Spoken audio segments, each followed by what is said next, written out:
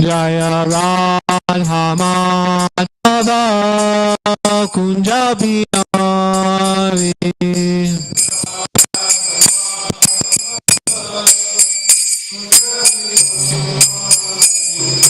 Gopi Jana Vallabha Giridharidhari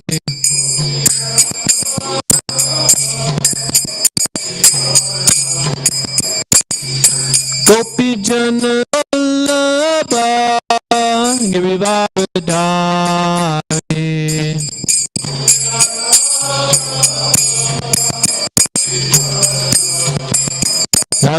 Yashodanandana Prasajana Ranjana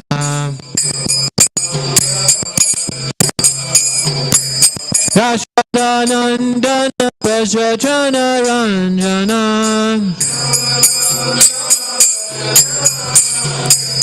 Yamunatira Vanachari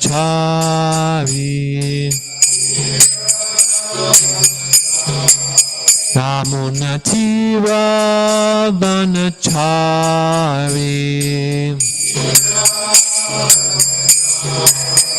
Jaya Radha Madhava Kunja Bihari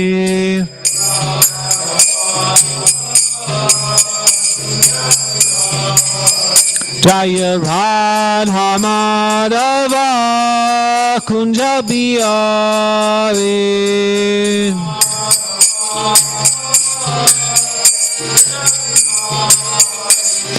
Gopi Jana Vallabha Giridharidhari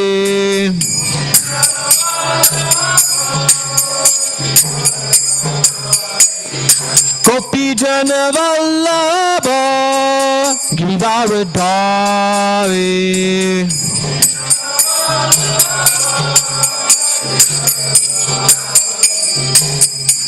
Yashodanandana Prasajana Ranjana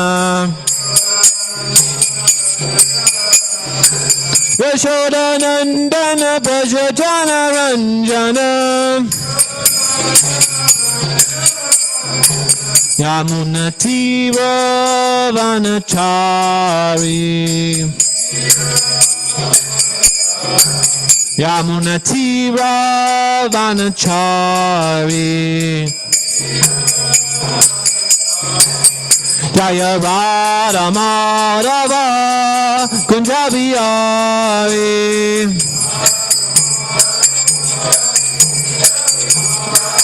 Jaya Radha Madhava Kunja Bihari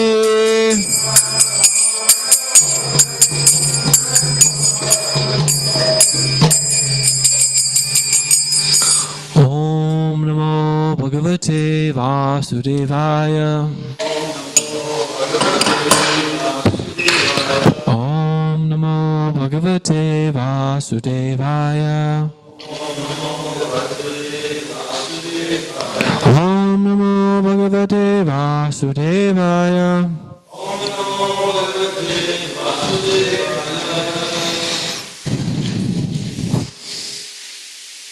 Which text is this? Text 29. The Srimad Bhagavatam, Canto 3, Chapter 2, Remembrance of Lord Krishna. Sa eva godanam lakshmya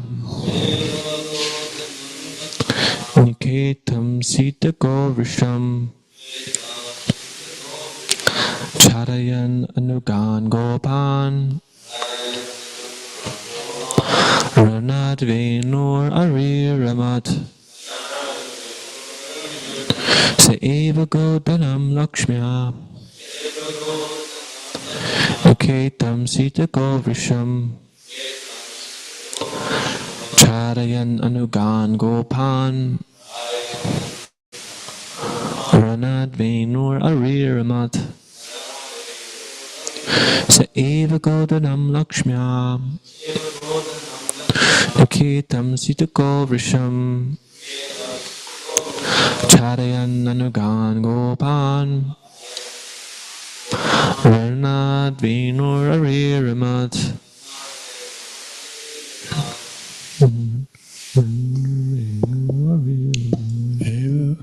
Godanam Lakshmana Godanam Lakshma Niketam Sita Govrisham Niketam Sita Govrisham Charayan Anugan Gopan Charayan Anugan Gopan Ranadvenur Ariramat Ranad Venur Ariramat.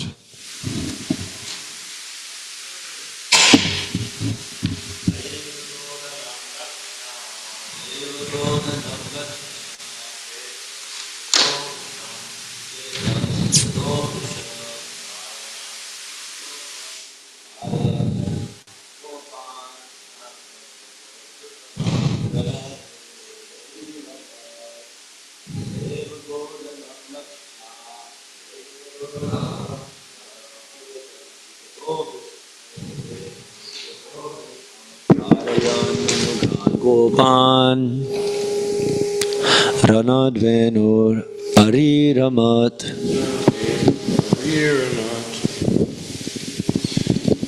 Saiva Godanam Lakshmya Nikitam Sita Govrisham Charayan Anugan Gopan Ranad Vinur Ariramat. Saiva Godanam Lakshmya Niketam Sita Govrisham Charayan Anugan Gopan Ranad Venur Ariramat. Ranad Venur Ariramat.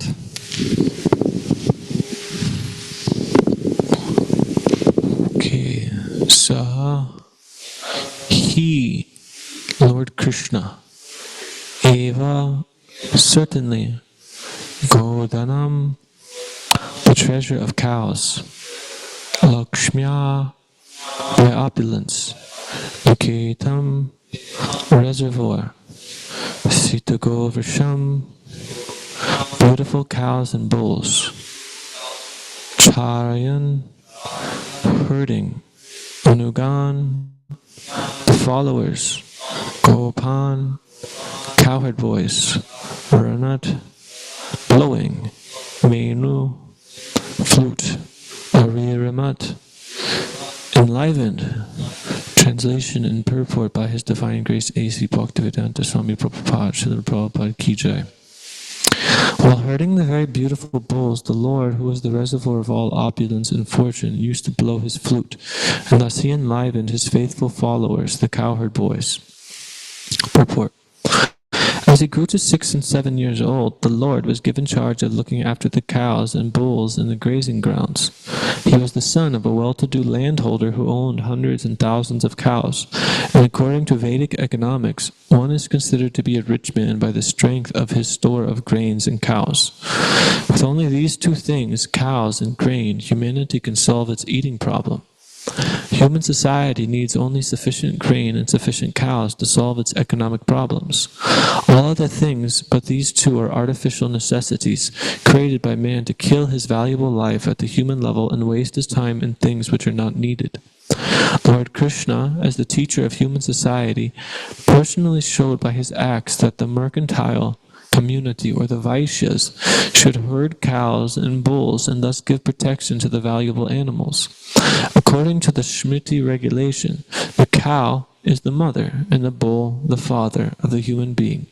The cow is the mother because just as one sucks the breast of one's mother, human society takes cow's milk. Similarly, the bull is the father of human society because the father earns for the children just as the bull tills the ground to produce food grains. Human society will kill its spirit of life by killing the father and the mother.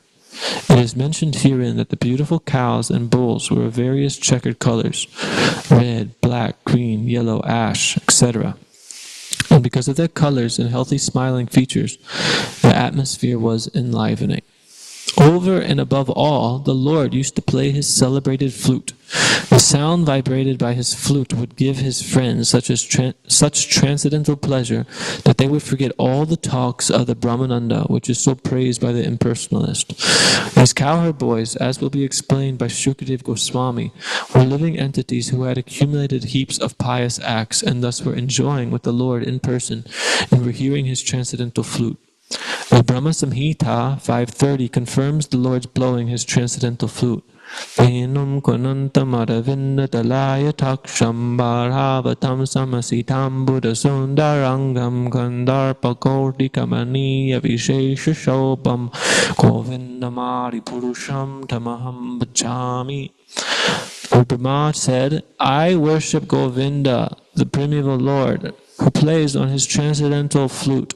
His eyes are like lotus flowers. He is decorated with peacock plumes, and his bodily color resembles a fresh black cloud, although his bodily features are more beautiful than millions of cupids. These are the special features of the Lord. Translation again. While herding the very beautiful bulls, the Lord, who is the reservoir of all opulence and fortune, used to blow his flute, and thus he enlivened his faithful followers, the cowherd boys. Maharaj, we'd love to hear your comments or thoughts.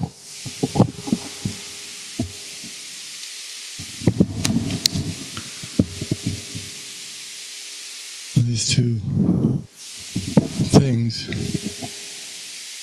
namely the cow and the grains, are considered to be the essential features of a civilized society.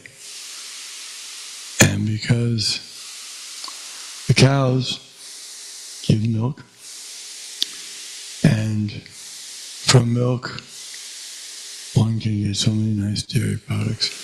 They're not only tasty for human society, healthy, but they also sustain higher brain tissue that is required for understanding Vedic knowledge. So without taking care of the cows, there will be a shortage of good brain substance.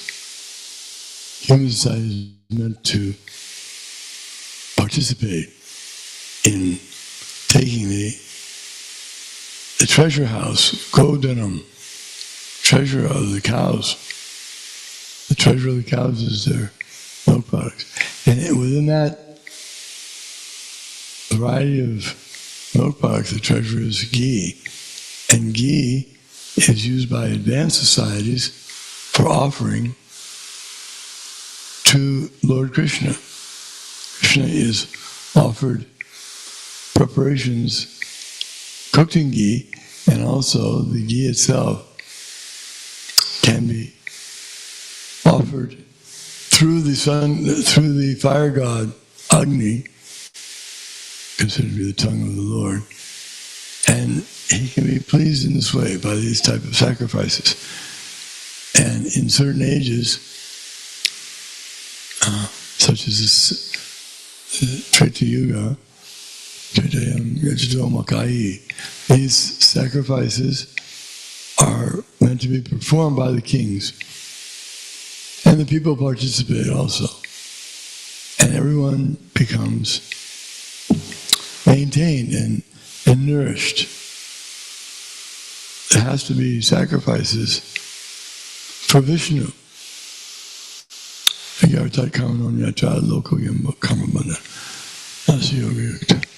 So, by offering to Vishnu, great service is done, and by making such sacrifice, then all the necessities are supplied. The Lord is pleased. And one is not bound up by his actions. Cows are required. And in order to have cows, there has to be bulls. The bull, Sita, is described here as Sita, beautiful. Because the bull, he helps in the production of grains for human society. Advanced society, we see that other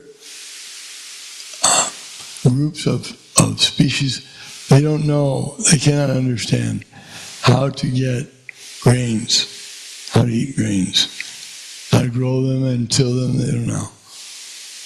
And even in different cultures of human society, it's considered a more advanced stage when they know how to take care of cows. Because otherwise they see the animal and they think we'll eat it. Because their forefathers have taught them like that.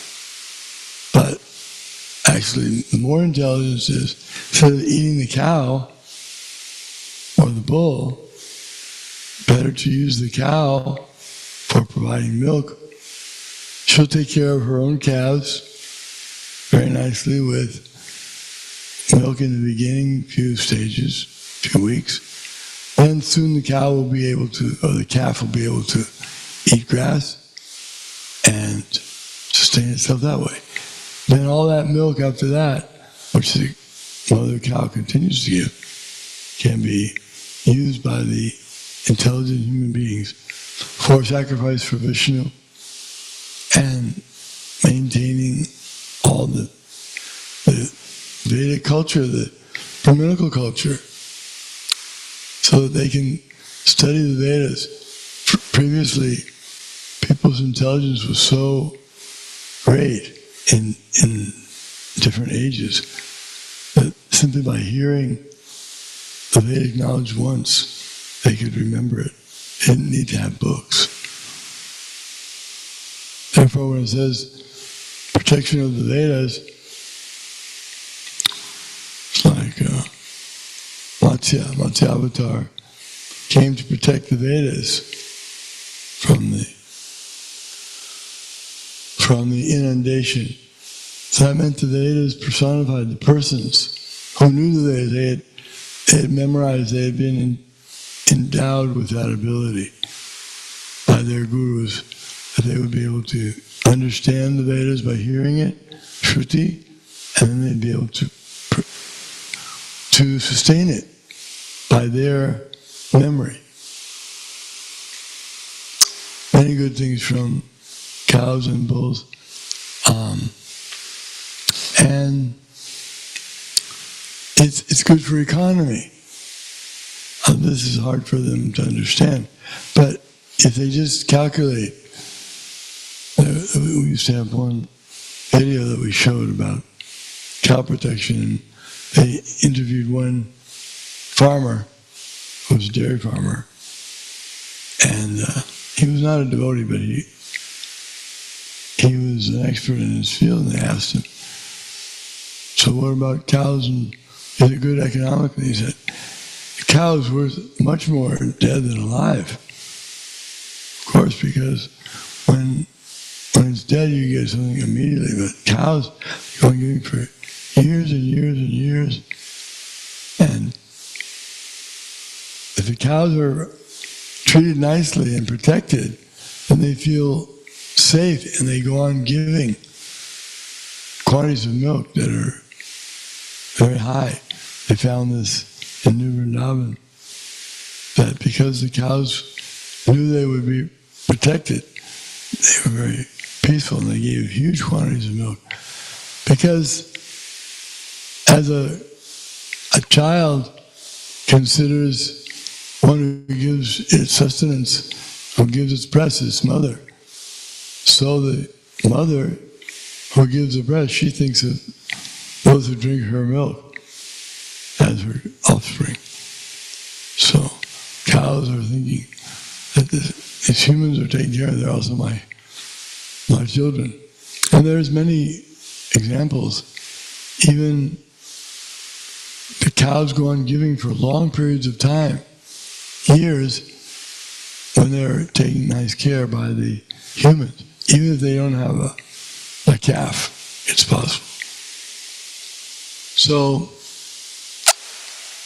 human society needs to learn about the Brahminical culture, and that depends on the cows. You cannot have a successful Brahminical culture without cows and grains.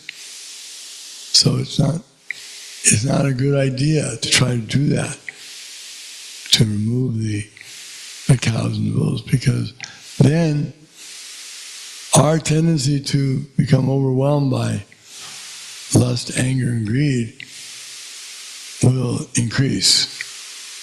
And we see that as we start eating the cows with animal slaughter, then the whole society is filled with lust, anger, and greed.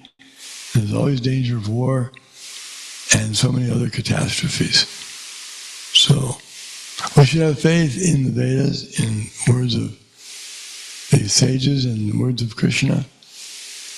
And Krishna gives we were hearing last night, that the Vaishyas, Goraksha, they're supposed to protect the cows.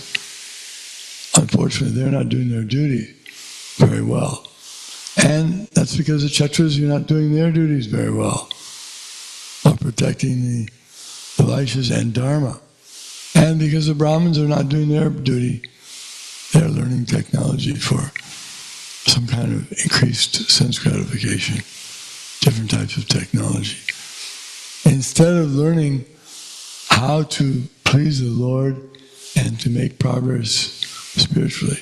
So there has to be a group of Brahmins who begin to teach the others who could become Brahmins what to do. And then the Kshatriyas will come out. They'll be able to, the question was raised last night, how do we know? The Brahmanas, they'll be able to say, this person is a Kshatriya, look, he has all the qualities of a Kshatriya. He's fearless, he says, he's strong. Then they train the Kshatriyas, just like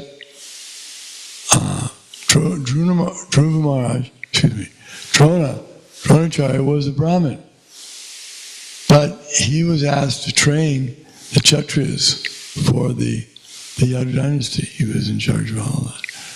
He taught them not only how to use weapons, but also how to understand their duties, how to protect the society. So then you have Brahmins with the eyes. If there's the head. The head is the Brahminical class. And then the arms are the Kshatriyas. They defend, protect the society, protect the body.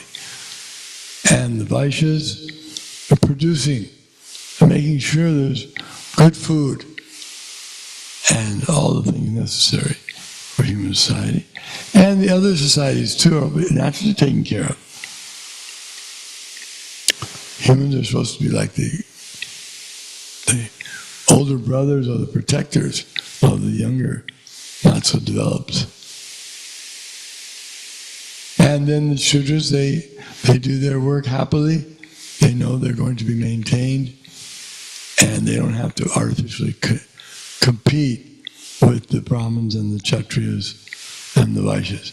The It's like we don't see the arms competing with the stomach in the body. A good working body, the arms they help the stomach to get its food. And the legs, they carry the body. It's not that they have envy of the belly because the belly gets the food. They know that they'll get what they need. Jai, thank you, Maharaj. Any comments or questions? Jagannath Prabhu.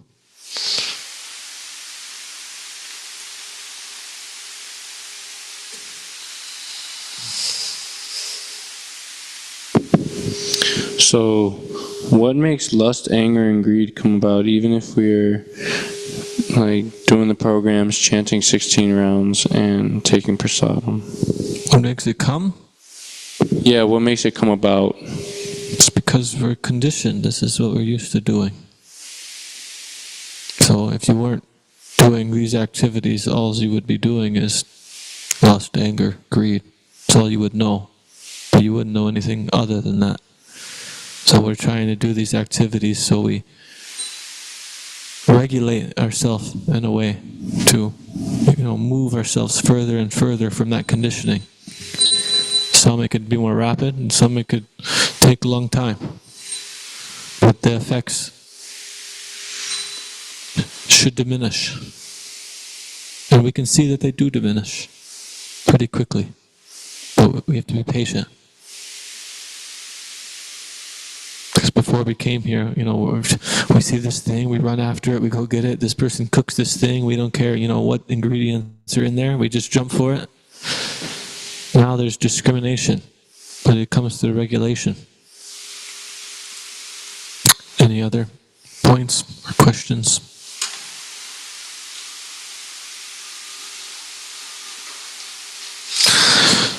So this is a nice verse. It's talking about Krishna herding the very beautiful bulls. And in India, I've seen many cows, some that are very not so well off. They don't have good food, good things to eat. People aren't taking care of them. Their hair becomes thin and mangy. You can see their bones protruding, like from their hips especially. But you could see the ones that are taken care of nicely and have very nice eatables. They have very thick, lush fur. They're very hearty, big, strong. So what to speak of when the Lord's taking care of the bulls? They move specifically to Vrindavan because it has such nice forests, Govardhan, with such nice grasses and foods. Everything for the cows. This is the nature of the Vaishyas, is to provide protection for the cows, which means building your life around the cows. So they were cow herders. They would go wherever they needed to go to take care of the cows properly. If they stayed in one place and it was barren, then they'd move and pack up and go wherever they needed to, because that's the first priority. Because Prabhupada is making here in this purport a very strong point. He says, human society needs only sufficient grain and sufficient cows to solve its economic problems. This is all that we need. And then he says all other things, but these two are artificial necessities created by man to kill his valuable life at the human level and waste his time in things which are not needed. So I'm just thinking from the whole Vedic culture where Maharaj was touching on this point. It made me think how people come up with all these different health fads and health ideas, and we need this thing, we need that, we need this, but Prabhupada's making the point that we just need cows and grains. This is, so much to sustain society at large. And of course, there might be other things that we need to go with those. But the point is, alcohol, coffee, tobacco, these things that a lot of people grow because it makes a lot of money is completely unnecessary. They're doing it because it's a cash crop. It's something that produces money. People want it. It makes them feel good. But it's not actually necessary to help you live, to thrive. So in the Vedic culture, this time of year, you're out working in the field, you do a lot of work, and then you let it grow, And then, in the summertime, there's not so much to do. You just go check up on the field once in a while, pick some vegetables, pick whatever you need, and then you let it do its thing. So there's so much more time there for studying Shastra, for hearing, chanting, doing proper activities. But in lieu of us making life easier by factories and technology and all these different things, we actually work much harder. We actually become more enslaved to this whole system where you have to work, and I have no time, I got to do this, I got to do that, I got to pay my bills, I got to pay my taxes. Maharaj was speaking about it yesterday, the boatman who's taking people across the boat on a ferry. They're usually poor. They're always poor, they're never rich. But it's not like they're striving for $1 million. Of course, if you gave them a lot of money, they'd probably take it. But they're happy with where they're at, because it's accepting our position and then just trying to practice being satisfied with where we're at. But our whole culture, especially in America, with this American dream, is propagating this idea, go out, make it big, become famous, get your 15 minutes of fame, make a lot of money, you're special. But then there's people at the top who are capitalizing on this, and they know how to funnel the energy and the dollars, where it needs to go. Prabhupada, he would travel around, to many countries, and I remember particularly he was in Mauritius. If you don't know, Mauritius is a small island off of the coast of Africa, like eastern, southeast Africa. There's a lot of Hindu people there, because they brought slaves from India to that place and other countries. But anyways, Prabhupada went there and he basically chastised them, saying, you grow sugarcane so you can sell sugarcane to the British, because they have big factories and they refine the sugarcane into white sugar, and then they sell you back the sugar. He said, why don't you just grow grains and grow food and become dependent, self-sufficient in your own self? But this is the illusion of our modern culture, is that we're going to do this thing to get money, and once we have money, then we'll be a lot stronger to do something. But what is the money? It's pieces of paper. Or now, it's just like a digital little number on a screen, So there's nothing actually there substantial. But if you have a large stock of grains, then it's always there. It's not going to go away. And similarly, cow's milk, you can have so many cows and not even have a refrigerator and never waste any product of the milk.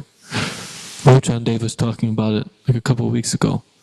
You take the milk and you heat it up and you serve the milk to whoever wants it, and then you turn it to yogurt at the end of the night. So then you put yogurt in there, stir it, and let it sit, and then the next day it becomes yogurt. So then the yogurt lasts a little longer. You could keep it somewhere cool. It could sit out for a day or two, or a few days, however long. And then, if there's yogurt left over, then you churn the yogurt and butter comes out. So then you have butter. The butter lasts longer, but the butter's refined into ghee. And then once you have the ghee can last a very, very long time. And ghee is the most precious. It's the essence of the cow's milk. It's the most potent, and like what Maharaj was saying, can be used to offer Vedic sacrifices, which is, in the Bhagavad Gita, Krishna says that, acts of sacrifice for Vishnu must go on. And by this, rains come, they provide nourishment for the land, produces more grains, the grains feed the cows are happy, the people are happy, and life goes on in this way. But because we're disconnected from doing sacrifices for Vishnu, there's so much turmoil in the world. Krishna says, Bhoktaram yagatapasam sarva lokamaheshwaram savridam sarva bhutanam. He says, I am the controller of all. Sarva lokamaheshwaram. I'm the controller of all these planets, all these realms. I'm the well-wisher of all living entities.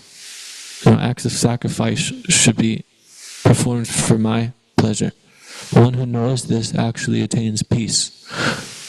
This is a shloka that's often referred to as the peace formula. And if we could learn as a whole to put Krishna in the center of our life, then very easily people can get along. But because we're unable to do that, there's always turmoil, there's always problems. I have my idea of what's right, and you have your idea of what's right. I was hearing recently Prabhupada, he was making a point that as long as there's these like isms, like such as nationalism, and we're making a distinction of like my country versus your country, and then say I have the nicest country and I have the greatest place, but because you're in this small country that's dingy and you have oil there, but I don't have oil, then immediately there's greed, envy, and like all this different things happening. So it can never be peaceful. The only way to actually attain peace is by putting Krishna in the center. Then it's the missing link that connects everything.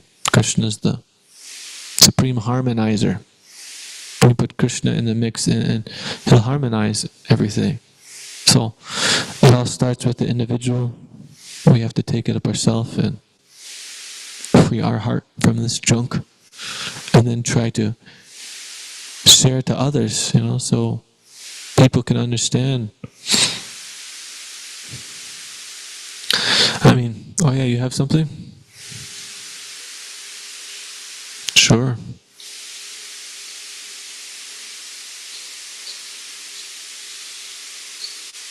Yeah, that's pretty much.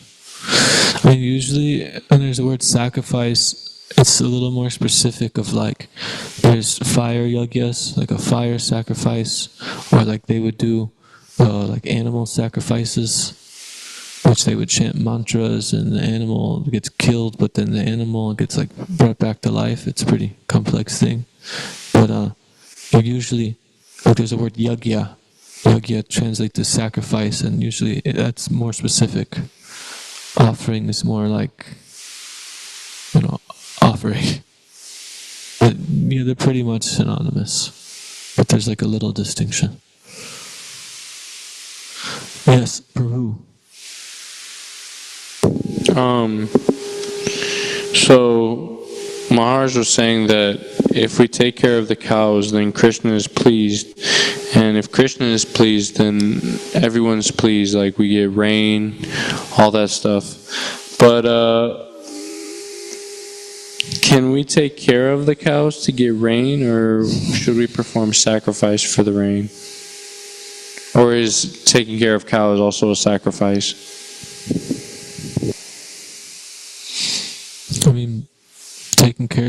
Taking care of cows is definitely a sacrifice that pleases Krishna. Krishna is the protector of the brahmanas and protector of the cows.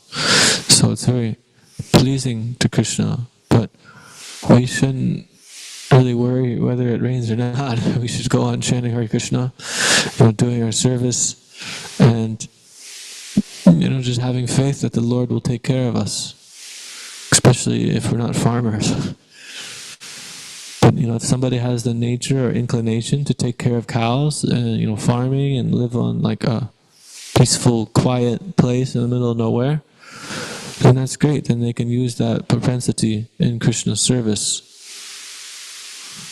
But if one's able to study the scriptures, really focus on controlling their mind and understanding so they could preach to others and help others come to the same path of understanding and find their place, of how they could most fit in Krishna's service.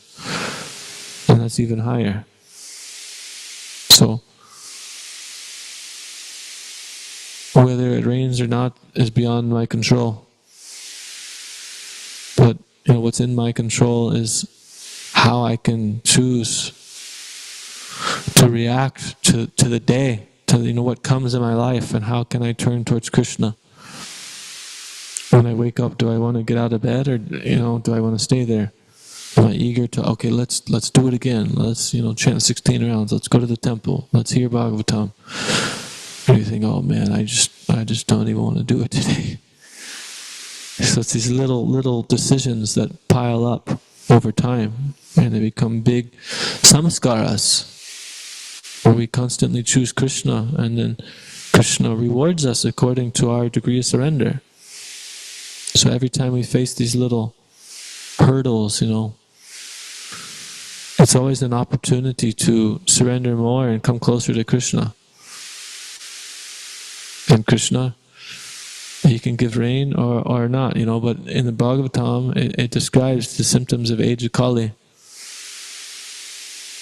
And I mean, it's going to get pretty bad sooner or later. It says that, within that, there's a golden age. But I don't know what the golden age looks like, whether materially it's disastrous and the golden age is people just taking up chanting and, but, as more people become conscious, like we have to become conscious before we become Krishna conscious. We have to be aware. And then especially as you become Krishna conscious, as more and more people become, naturally there'll be farms, more self-sustainability, more natural living in harmony with the way God intended, close relationship with the earth, and not factories and all these excess things. I mean, I talk about this all the time, but I think last class or something last week I was talking about this. Like we have phones, we have all these gadgets, things we take for granted.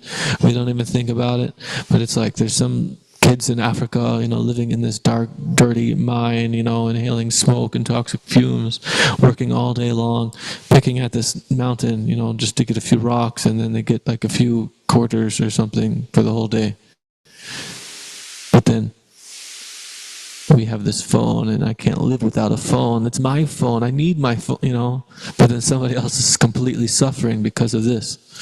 So this is the material world that it's almost impossible to avoid this. We take something that's excess or less simple, then there's more reactions. But simply put, if you have cows and grains, the cows produce the best compost where you can use to feed the field, and then the field is very strong and rich and it grows really nice grains. You use the grains to feed the cows, so then it always continues on. It's never like lacking, like you need something more. So it's a very nice system to be able to live in harmony with the environment, so we can create a peaceful atmosphere, so it's easier, more conducive to actually take up the process of self-realization, which is the whole point of life. What's this verse? It says in the Bhagavatam, in the second canto, the first canto, second chapter, it talks about, was it dharmasya yapavargasya narto artayo bakalpate nartasya dharmai kantasya kama labho ismritaha. And then kamasya nendriya pritya labho jiveta yavata jivasya tattva jigyasya nartayascheha karmabhi. This is all of life's works should be pointed towards self-realization, towards fulfilling one's dharma, and also with that comes a healthy life, balanced, healthy, nourished life. But if one's not doing that, then life's simply a waste of time, because we're just living in vain, doing all these things that are temporary, which have no lasting benefit, and most often than not create more of an implication and disturbance within our consciousness. So we have a great opportunity to chant Hare Krishna, to read the Srimad Bhagavatam, to go out and try to give it to others, chanting, dancing, and just trying our hardest to see Krishna's hand in all of the lemons that get thrown our way, and we make lemonade and offer it back to Krishna. Srimad Bhagavatam ki jai, Srila Prabhupada ki jai, Shri Gaura Nitai ki jai. Vancha kalpatarubhyascha kripa sindhubhyeva